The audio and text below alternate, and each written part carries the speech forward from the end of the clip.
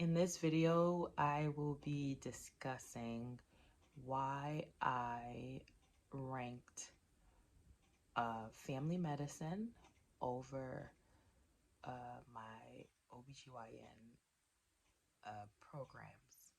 I wrote some notes down here, so I will be looking down just to kind of keep my thoughts in order. I recorded this not too long ago, and I just basically rambled on for 30 minutes, and I'm not going to do that. I'm going to try to keep this under 10 minutes. So the first reason why I ranked FM over OBGYN is because of my family, mainly my daughter. So a lot of, if you don't know, I am a mother of a now 5-year old. She's getting big, a 5-year old, and I just really want to be home with her. She's at a age now where she's very talkative. Um, she wants to do a lot of things, and I want to be a part of that. That I want her to see me every day going in and out of the house. I was away from her when I did my third and fourth year, and honestly, I didn't really like that feeling. And doing OBGYN in a different state would have required me to be away from her for 4 years. And residency is not as accommodating when it comes to like time off um, as medical school was. So I knew that going in, and I just wanted to be more present in my child's life. And my second reason is my grades. So your girl is not the sharpest, okay, when it comes to grades. In medical school, I didn't have all A's. Hell, I only started getting all B's when I got into my third and fourth year, or A's and B's when I started getting into fourth and third year.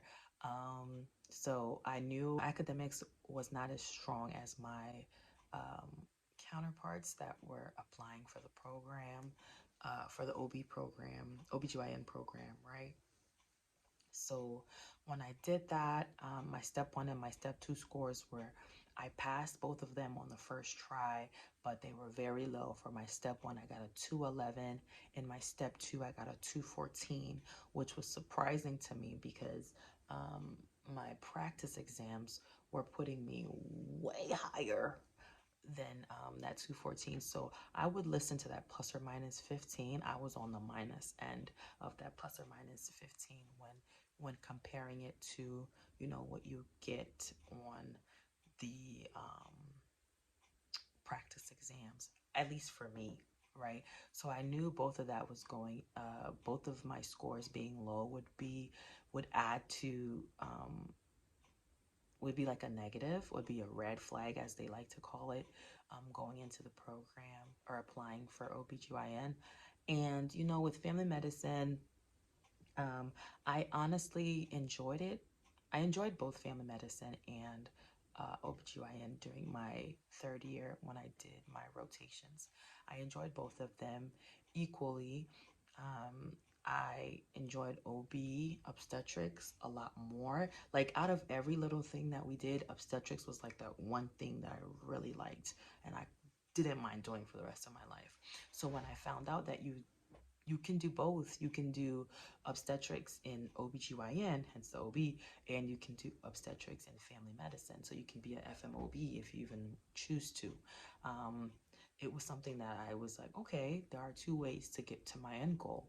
So I applied to both programs, getting my letters and things like that. That was my letters of like references. That was extra, and I'm not gonna go into all that, but I did get my letters, and I had everything okay, and I applied, and I received two OB interviews, and both programs were at places that I did my sub-Is. So doing a sub-I is very important, guys, very, very important. Um, and then family medicine, I believe I received 16 interviews from that. And I really enjoyed my interviews to my family medicine interviews, I honestly, I loved it. My OBGYN interviews kind of made me nervous, but I enjoyed them as well. And the second thing that really, not the second thing, the first thing is family, the second thing is my grades, and the third thing is the residence. So both OB/GYN and family medicine. So when I did my OB/GYN I working along with the residents at the program in Chicago that I did it was awesome. I enjoyed the residents. They were very warming. My other location in New York, not so much, but I enjoyed the profession either way. Residents or not, residents aside, I really enjoy the profession. I don't care. I really don't need to talk to anybody. It would be easier, but I really didn't have to be friends with anybody. I enjoyed what I did. Um, but in addition to that, when you're making your rank list, when you reach out to residents, there are some residents that will be very open with you and tell you, you know, this is our program, this is how, regardless of what you read online, they will tell you their experience, right? So I did that for both family medicine and OBGYN.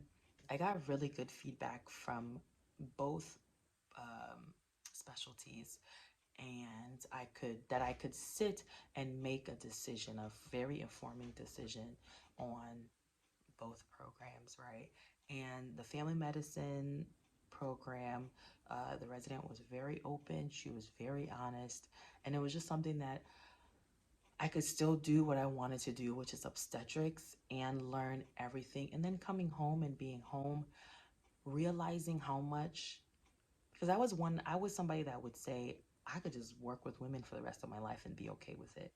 But then coming back home and like seeing the need in my community, seeing the need in my family, seeing the need in my extended family, talking to my uncles, talking to people who are males. They're not even in my family, but just in my community, and knowing that these people need people to talk to when it comes to medicine. And if I do go the OBGYN route, they can't come to me if they're not a woman or anything that has to do with, the uterus or any of that. They can come to me, but I wouldn't serve them. Like I my medicine, my medical knowledge when it comes to anything outside of OBGYN would slowly dwindle. Okay, and I wouldn't be of help if they came to me, right? Now, granted, I could direct them in the right place, but that's neither here nor there. Those three reasons, my family, my grades, and the residents, um, were essential parts in me deciding what I wanted to do. I can go in length about each bullet point, but I'm not going to do that because y'all will be here forever. If you have any questions, please feel free.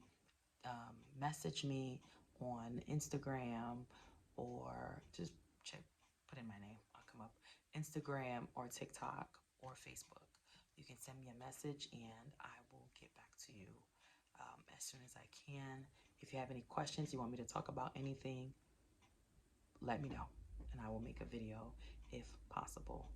Okay, so hope you're having a great day, and I'm trying to stay under 10 minutes, which I did. Bye.